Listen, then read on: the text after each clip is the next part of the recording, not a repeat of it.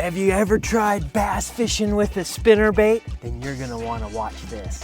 Here's 5 mistakes anglers make when bass fishing spinnerbaits. A spinnerbait has won thousands of dollars on the tournament circuit. Pros swear by a spinnerbait, but there are things that they're doing that you might not be aware of, and things that I've learned as a bass guide that have tripled the amount of fish I catch on a spinnerbait. And so I'm gonna walk you through those mistakes that people are making, and let's see if we can help you get cracking more bass. Mistake number 1. Not getting a heavy enough spinnerbait. I've been guilty of this. You throw the 1/4 ounce, 3/8 ounce, 1/2 ounce. Those are the most common sizes. But what most people don't realize is the 3/4 ounce, the 1 ounce spinnerbaits, they get down deeper and they can actually stay really shallow too. So I've completely switched to throwing 3/4 ounce spinnerbaits because I can fish them deeper along the bottom and get bites that other people are missing. So go heavier on your spinnerbaits because you can still throw them shallow. They work really good when it's deep. Mistake number 2, fishing the spinnerbait in the wrong conditions. This morning I had lots of wind, fall, fish are feeding on bait fish. Those are the conditions you want to fish a spinnerbait in. Wind is key. I don't know what it is about it, but when it gets slick calm, it seems like my bites just die off. And so when it gets calm, I switch to like a swim bait or a jig. But when it's windy, that spinnerbait is fire. So tie it when it's windy, fall when they're feeding on bait fish, and you'll catch a lot more on a spinnerbait. Mistake number 3 is getting all hyped up about the rod and reel. Actually use a really cheap rod, just a medium heavy will get the job done. You want something pretty beefy because these spinnerbaits are heavy. They've got blades on them, they got weights, they got skirts, they got trailers. So you want a good bait caster. 7'2" is what I use. And then just a bait casting reel.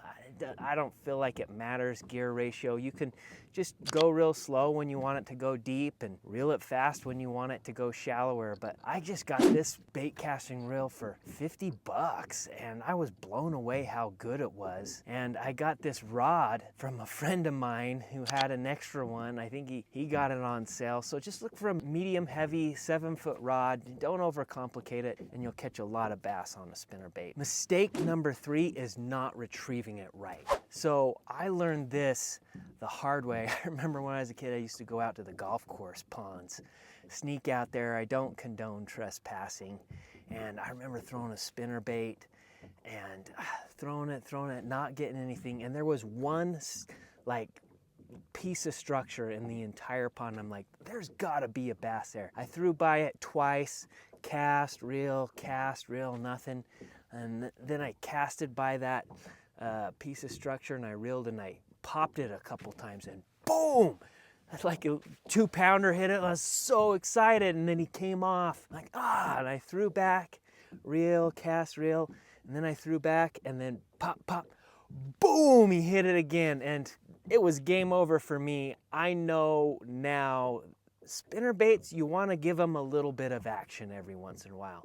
I almost like to bang them on the bottom, bump the brush, rip it every once in a while, give it that flash, that jerk action. You'll catch way more bass on a spinnerbait if you do that. Mistake number 4 is colors. Okay, everybody will tell you a chartreuse and white spinnerbait or a white spinnerbait, but I think that's bogus. The key is to match the color to the conditions you're in. So when you're fishing really dirty water, absolutely that white, that chartreuse, it's gonna be bright, it's gonna stand out. At night, I throw a black spinnerbait because it creates a big contrast and that catches them. And then when I'm fishing clear water, I go with a real natural color. This is a rainbow trout color.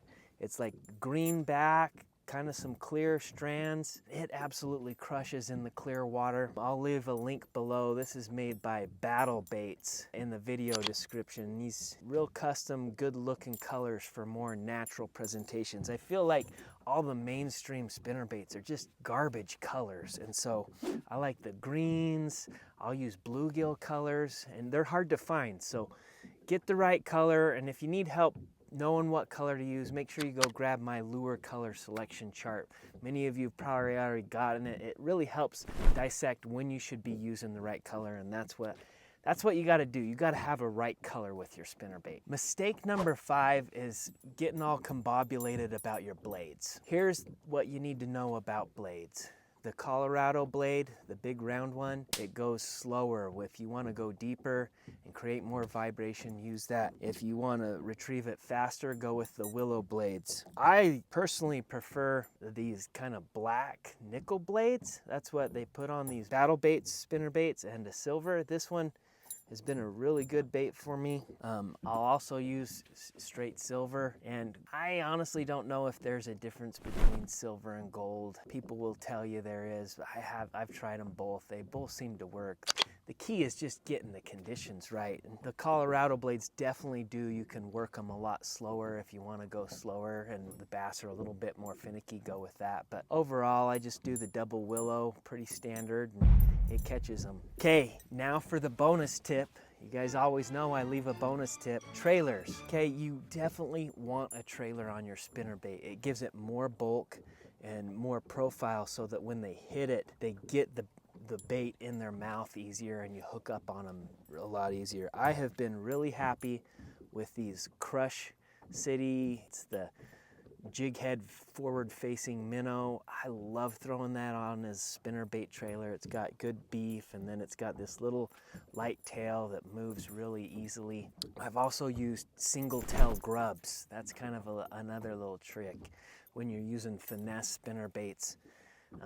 Those single tail grubs, the 4-inchers, that thing smokes them. And you're lucky because I'm gonna throw in a double bonus tip. Quite honestly, this spinnerbait's way too big. It gets bigger bites when you want the bigger ones, but if you want more bites, you should go with a more compact style spinnerbait. They make what they call the mini gun. Battle Baits does. It's really small, it's really compact. I also have a BA Custom Baits, makes me custom spinnerbaits, and I like the smaller skirts, the smaller profiles. They get way more bites, so that's your double bonus. Go with a smaller spinnerbait. You can get them really heavy still in the small size, and they absolutely crush. Well, hope you enjoyed this video on mistakes people make with spinnerbaits. Go fix those things, go out, throw a spinnerbait. It actually really catches a lot of fish, and if you're still struggling with your bass fishing, make sure to check out this video right here. As always, stay stoked. Late. Bye.